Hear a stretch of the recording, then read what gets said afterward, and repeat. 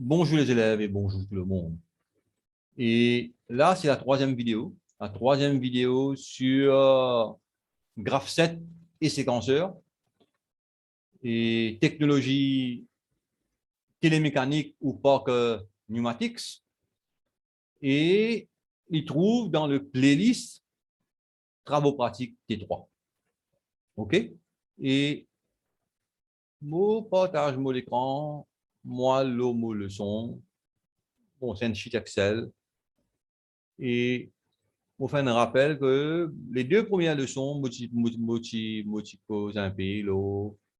le, le schéma logique du module d'étape et puis mon cause des modules extrémités, tête et queue, module tête, module queue, et mon faire une animation, mon créer une animation pour expliquer comment le module d'étape fonctionnait à l'intérieur avec un signal activation, remise à zéro, alimentation, réceptivité, etc. Et puis, deuxième leçon, une cause d'association de ce module d'étape-là et nous expliquer que nous sommes capables de faire une boucle d'activation et une boucle de désactivation. Et toujours, nous trouvons que ça un orifice B, A et P. Et je vous connecter quand nous pouvons associer, nous pouvons joindre ce module d'étape là, un à côté de l'autre. OK? Mais seulement, bon voilà, à ce là, nous le sommes commencé, mais seulement, il n'est pas facile pour nous dessiner ça, hein, il n'est pas facile pour nous dessiner ça, nous besoin un dessin plus simple. Ça, c'est le schéma logique pour expliquer à l'intérieur comment il fonctionnait. Et nous avons un autre schéma, une autre façon de représenter sa module d'étape là, qui m'appelle le schéma d'usage. Et voilà. Et le module tête, il fait un bel changement, on le représente comme ça. Un rectangle et puis B et APA, B boucle un signal de désactivation de l'étape précédente, bien sûr. Et à ses remises à zéro, P c'est alimentation en pression, A c'est signal d'activation. Et module que c'est signal de désactivation et A, c'est signal d'activation de l'étape suivante. B, c'est le signal de désactivation qui peut venir depuis l'étape suivante. Étape suivante. Ça veut dire c'est l'étape suivante qui désactive l'étape précédente. OK?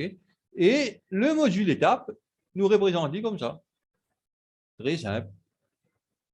Un rectangle, une sortie et une réceptivité. Et on met un N là parce que si on a plusieurs modules étapes, on peut dire ça étape 1, étape 2, étape 3, étape 4, etc. Et puis, on a une ligne pointillée, un trait là, dotted line, en diagonale, et dans la direction là. Il y a un backslash. OK? Et voilà. Et bon, bien sûr, mon papier représente ça B, P et A là parce que quand on peut associer un module étape, il sous-entendu que les orifices B, P et A, et B et A, etc., ils peuvent connecter à l'intérieur. OK? Et voilà. Et ça, c'est une même affaire qu'ici, même affaire qu'ici, mais ce schéma d'usage. Et c'est ça que je besoin en prendre, c'est sa façon-là que je besoin dessine ban séquenceur. OK? Mais seulement, nous avons un bouton là, qui nous appelle Manual Override. Et moi, une remarque là, moi, une remarque là, et moi, en même temps, moi, expliquer, et puis nous faisons l'animation. Les modules d'étape peuvent être avec ou sans commande manuelle. Commande manuelle, ça veut dire, moi, un bouton dans le module d'étape, que moi capable active-li à l'état 1 ou bien désactive-li à l'état 0. Correct? Et on appelle ça manual override en anglais.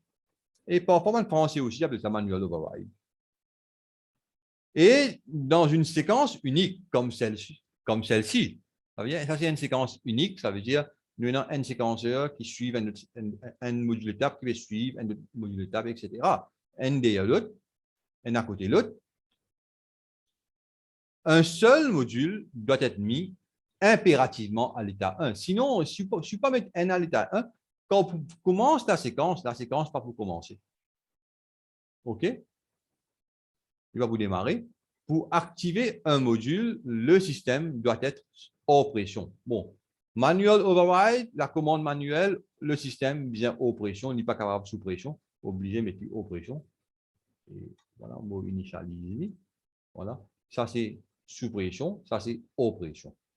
OK? L'activation d'un module avec la commande manuelle, lorsque le système est sous pression, si vous essayez d'activer sous pression, ça veut dire que vous pouvez aller à l'encontre du principe fondamental des séquenceurs pneumatiques. Ça veut dire que vous pouvez casser la séquence qui, au préalable, ou une design. On fait un design, un set de séquenceurs pour faire une séquence, et puis au milieu, vous pouvez casser la séquence. Et il n'est pas bon, ça veut dire qu'il y a à l'encontre des principes fondamentaux des séquenceurs pneumatiques. Et c'est ça qu'il veut dire. Et voilà, et nous essayons de faire l'animation. Bon. Et là, maintenant, bon, bouton activation, bon, il passe par une boucle. Et pour moi, activer une étape, là, je vais servir la commande manuelle, le bouton manuel override. Et le bouton manuel override, quand le séquenceur sous pression, il va vous marcher. OK? Mais quand il est haute pression, voilà, il marche. Bon, quand remise à 0, vous tirez pression, moi, mis ça là, moi, il monte pression, deuxième étape, marcher. Bon, retourne à 0, et on met ça là, l'étape numéro 3, on active, on met sous pression, il est activé. OK? Et nous commençons là, bon, nous commençons n'importe quelle place, nous commençons là. Bon, nous commençons, première étape, initialisation. OK? Voilà. Bon, j'ai envie de montrer tout un autre affaire. Si je me mets remise à 0, il retourne à 0. Bon, bien sûr, il est sous pression. OK? Moi, active première étape. OK? Pour me désactiver, bon, il y a une boucle de désactivation là, il désactive l'étape précédente qui était l'étape 3. Bon, là, il est au commencement, il n'est pas activé. Mais tu as l'air de pouvoir activer et vous trouvez que moi, il faut désactiver l'étape 3. Bon, à ce là réceptivité est à 1. Il faut désactiver l'étape 1, activer l'étape 2. Désactive. Voilà. Et réceptivité est à 2. Désactive l'étape 2, active l'étape 3, réceptivité est à 3. Parce qu'il y a la boucle d'activation et la boucle de désactivation. Et voilà, il faut activer l'étape, désactive l'étape 3, active l'étape 1, et étape 1, désactive l'étape 3. Voilà. Nous référons. Bon. Voilà. Et à 2, active l'étape 3. Et à 3, boucle d'activation, active l'étape 1 et 1 pour désactiver l'étape 3. Et voilà, l'animation est finie. Et we stop the share. Et c'est la fin de sa vidéo là. Et moi, j'espère que je comprends le schéma d'usage et qui fait un UFRD parce que pour simplifier le schéma logique et pour nous capables de dessiner facilement, et je comprends fonctionnement du bouton manual override, la commande manuelle, et je ne comprends boucle d'activation et boucle de désactivation, et puis réceptivité. OK? Et voilà, c'est la fin de sa leçon-là, et on me retrouve pour la prochaine vidéo. Au revoir.